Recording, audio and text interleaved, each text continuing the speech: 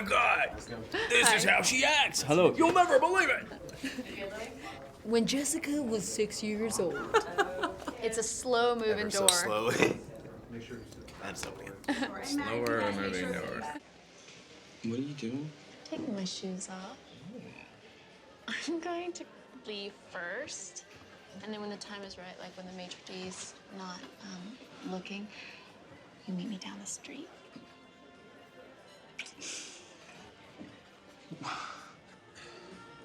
Excuse me, sir.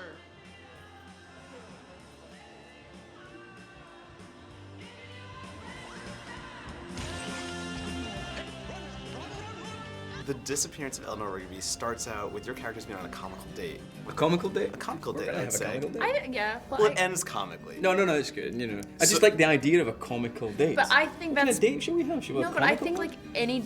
I would love to have a conversation with your wife because I imagine every time you guys go out to dinner, it's a comical dinner. It can, yeah, you know, if the mood takes us.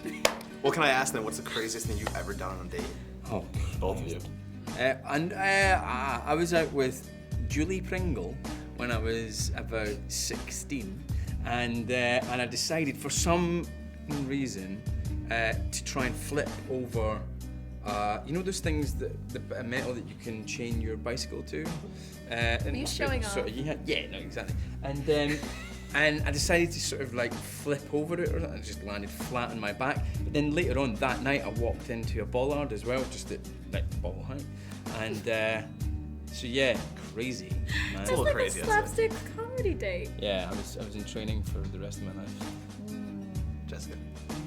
Mine wasn't actually so funny. I would have preferred the guy done this, but I remember it was like homecoming, and or something. I don't remember exactly. And we all went as a group. It was in high school, and we were like Benihana, you know, where they cook on a table, and it's super cool. And it's the first time I've ever gone out on kind of a grown-up date. And I thought everything was good. We got in the car, and the waiter chased us out because the guy didn't really help. Oh. Isn't it terrible? And then he goes, oh, sorry, and then started to do it, and I was like, you just ruined this night for me. Like, it's terrible. What not to do on a date. That's pretty Exactly, good. pay your bill. So you guys have a great chemistry in this film, and I want to know what the secret to that is. Good accent from me, Of course. and Jeez, we're both ginger. both ginge. She's the full connection. ginge.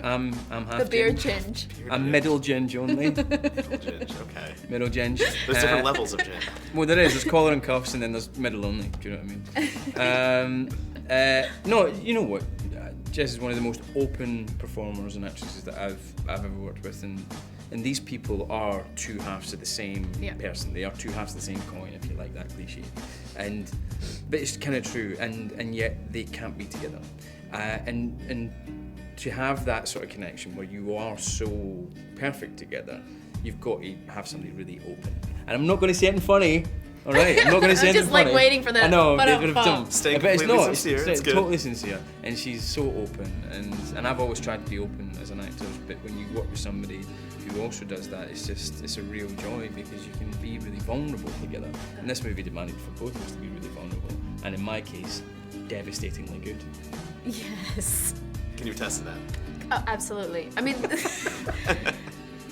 I'm still shocked by the compliment without the joke, but I will say you are always open, by the way. And we're making this film. We're doing two versions of the same scenes, Right.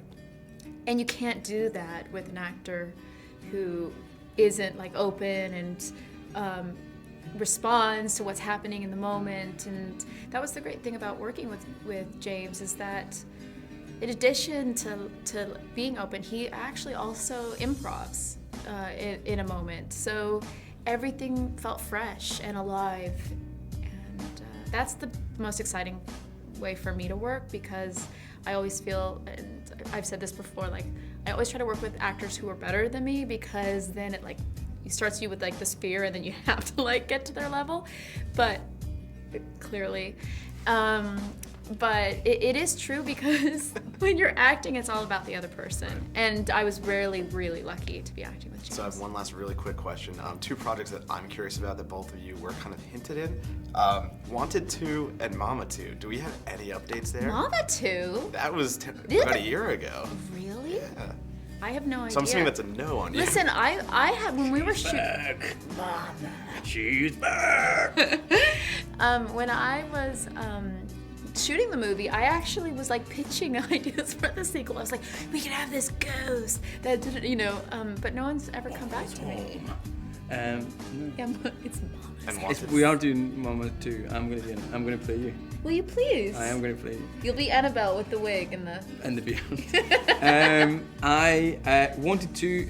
Look, they've been talking about it for a long time, and I've read a couple of scripts, and I've got to take your hat off to the studio. They weren't going to do it unless they got the right thing, and I don't think the right thing has come about yet. And if it does, I don't even know if it would be involving me.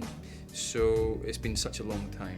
What happened to Wesley next? You're like, wow, 15 years happened to Wesley. So I don't really know if I'd be in it. Do you want to be in it? Is that Yeah, something- totally. You kidding? I had such a laugh. Yeah, brilliant fun. If you walk away from things, start a whole history of walkaways. Everything seems so limitless. It still is. You're the star of my life story. And the slow moving door. For the last time.